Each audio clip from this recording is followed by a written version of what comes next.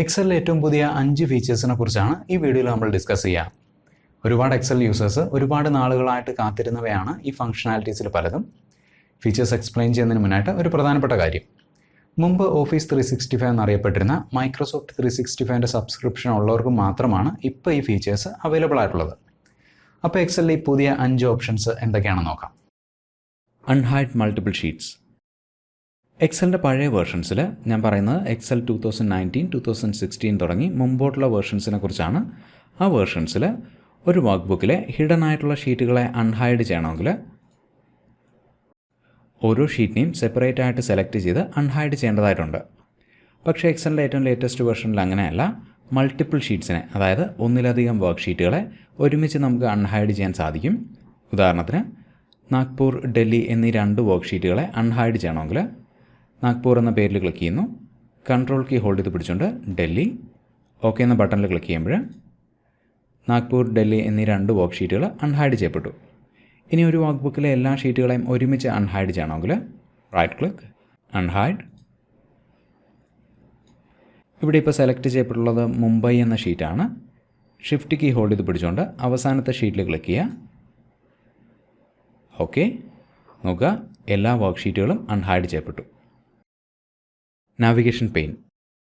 ഒരു Excel work ബുക്കിലുള്ള sheets, tables, pivot tables, charts തുടങ്ങി ഏതൊരു ഒബ്ജക്റ്റിനെയും വളരെ പെട്ടെന്ന് സെലക്ട് ചെയ്യാനും റീനെയിം ചെയ്യാനും ഹൈഡ് ചെയ്യാനും ഒക്കെ നമ്മളെ സഹായിക്കുന്ന ഒരു പുതിയ ടൂളാണ് navigation pane. Navigation pane activate ചെയ്യാനായിട്ട് വ്യൂ ടാബിൽ പോവുക. നാവിഗേഷൻ, നോക്കുക, നാവിഗേഷൻ പെയിൻ ആക്ടിവേറ്റ് ചെയ്യപ്പെട്ടു. ഈ വർക്ക് ബുക്കിലുള്ള എല്ലാ വർക്ക് ഷീറ്റുകളുടെയും പേരുകൾ ഇവിടെ ലിസ്റ്റ് ചെയ്തിരിക്കുന്ന കാണാം. സ്കോർ കാർഡ്, മാർവൽ എന്നീ 2 പേരുകൾ ഗ്രേ കളറിലാണ് വന്നിരിക്കുന്നത്. അത് സൂചിപ്പിക്കുന്നത് ഈ 2 വർക്ക് ഷീറ്റുകളും ഹിഡൻ ആണെന്നുള്ളതാണ്.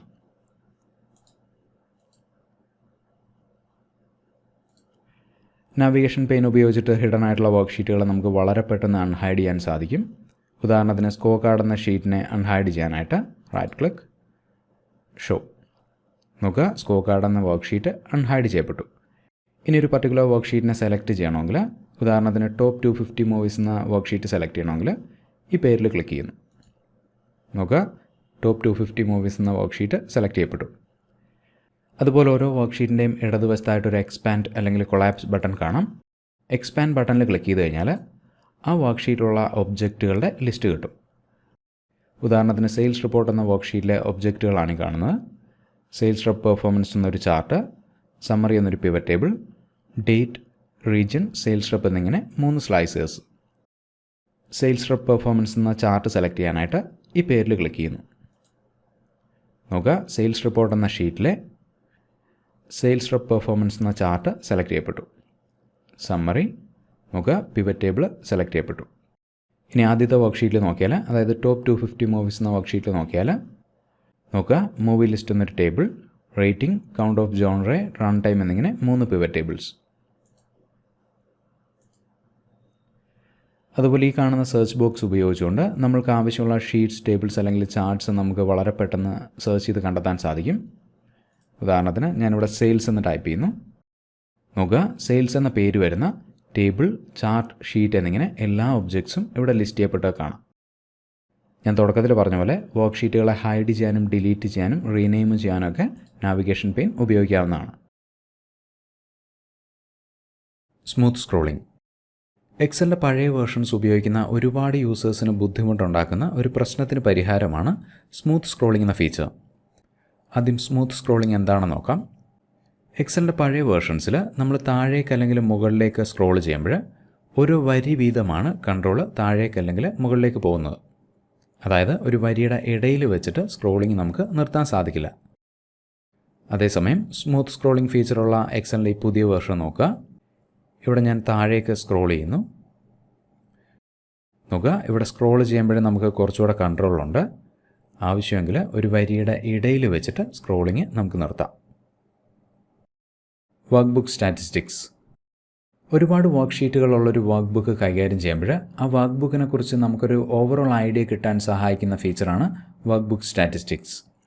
വർക്ക്ബുക്ക് സ്റ്റാറ്റിസ്റ്റിക്സ് എന്ന ഡയലോഗ് ആക്ടിവേറ്റ് ചെയ്യാനായിട്ട് റിവ്യൂ ടാബിൽ പോവുക. Workbook statistics. ഈ ഡയലോഗിലെ വർക്ക് ബുക്ക് എന്ന ഹെഡിങ്ങിന് താഴെ നോക്കിക്കഴിഞ്ഞാൽ ഷീറ്റ്സ് എന്ന ലേബലിന് നേരെ 6 എന്ന വാല്യൂ കാണാം. ഈ വർക്ക് ബുക്കിലെ മുഴുവൻ ഷീറ്റുകളുടെ എണ്ണമാണിത്. സെൽസ് വിത്ത് ഡേറ്റ, അതായത് ഡേറ്റയുള്ള സെല്ലുകളുടെ എണ്ണം, ടേബിൾസ് 3, പിവറ്റ് ടേബിൾസ് 4, ചാർട്ട്സ് 2. ഇനി കറണ്ട് ഷീറ്റ് എന്ന ഹെഡിങ്ങിന് താഴെ നോക്കിക്കഴിഞ്ഞാൽ ആക്റ്റീവായിട്ടുള്ള ഷീറ്റിൻ്റെ ഡീറ്റെയിൽസ് കാണാം. എൻഡ് ഓഫ് ഷീറ്റ് എന്നതുകൊണ്ട് ഉദ്ദേശിക്കുന്നത് ഈ വർക്ക് ഷീറ്റിലെ ഉപയോഗിക്കപ്പെട്ട അവസാനത്തെ സെല്ലിൻ്റെ അഡ്രസ്സാണ്. സെൽസ് വിത്ത് ഡേറ്റ, ടേബിൾസിൻ്റെ എണ്ണം 1, 3 പിവറ്റ് ടേബിൾസ്. മറ്റൊരു ഷീറ്റ് നോക്കാം. വീണ്ടും വർക്ക് ബുക്ക് സ്റ്റാറ്റിസ്റ്റിക്സ് നോക്കുക. എൻഡ് ഓഫ് ഷീറ്റ് G9, ഡേറ്റയുള്ള സെല്ലുകളുടെ എണ്ണം 32, 2 ചാർട്ടുകൾ, ഒരു pivot table, 3 objects. Resize conditional formatting dialog. എക്സലിലെ കണ്ടീഷണൽ ഫോമാറ്റിംഗ് സ്ഥിരമായിട്ട് ഉപയോഗിക്കുന്നവർക്ക് വളരെ യൂസ്ഫുൾ ആയിട്ടൊരു അപ്ഡേറ്റ് ആണിത്. കാരണം എക്സലിൻ്റെ പഴയ വേർഷൻസിൽ കണ്ടീഷണൽ ഫോമാറ്റിങ്ങുമായിട്ട് ബന്ധപ്പെട്ട എല്ലാ ഡയലോഗുകളും ചെറുതായിരുന്നു എന്ന് മാത്രമല്ല, അവ റീസൈസ് ചെയ്യാനുള്ള ഓപ്ഷൻ ഉണ്ടായിരുന്നില്ല. അതുകൊണ്ട് തന്നെ വളരെ ലെങ്തി ആയിട്ടുള്ള ഫോമുലകൾ ക്രിയേറ്റ് ചെയ്യുന്നവർക്ക് ഇത് ബുദ്ധിമുട്ടുണ്ടാക്കിയിരുന്നു. പക്ഷേ ലേറ്റസ്റ്റ് വേർഷനിൽ കണ്ടീഷണൽ ഫോമാറ്റിങ്ങുമായിട്ട് ബന്ധപ്പെട്ട എല്ലാ ഡയലോഗുകളും റീസൈസ് ചെയ്യാനുള്ള ഓപ്ഷനുണ്ട്. മാനേജ് റൂൾസ് നോക്കുക. റൂൾസ് മാനേജറും നമ്മളുടെ ഇഷ്ടത്തിനനുസരിച്ച് റീസൈസ് ചെയ്യാൻ സാധിക്കും.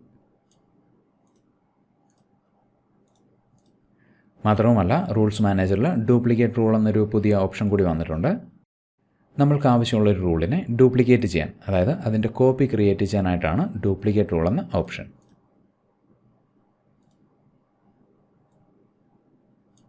മൈക്രോസോഫ്റ്റ് 365 സബ്സ്ക്രിപ്ഷൻ ഉണ്ടായിട്ടും നിങ്ങളുടെ എക്സൽ ഈ ഫീച്ചേഴ്സ് കാണുന്നില്ല എന്നുണ്ടെങ്കിൽ എത്രയും പെട്ടെന്ന് ഓഫീസ് ഇൻസൈഡേഴ്സിൻ്റെ ബീറ്റ ചാനലിലേക്ക് അപ്ഗ്രേഡ് ചെയ്യാം. ഫ്രീ ആയിട്ട് ചെയ്യാൻ സാധിക്കുന്നൊരു കാര്യമാണിത്. അപ്പോൾ മറ്റൊരു എക്സൽ വീഡിയോ ആയിട്ട് വീണ്ടും കാണാം. Thanks for watching and wish you A great day.